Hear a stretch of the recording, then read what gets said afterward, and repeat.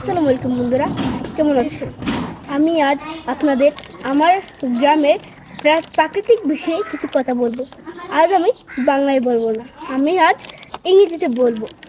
আমি তেমনি ইংরেজি পারি না, তবুও চেষ্টা করব।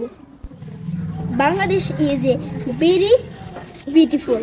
It is a country of rivers. I love my country very much, especially my village. Our village is a very beautiful. There is a dense forest in our village. There are green plants in our village. There are various types of fruit trees.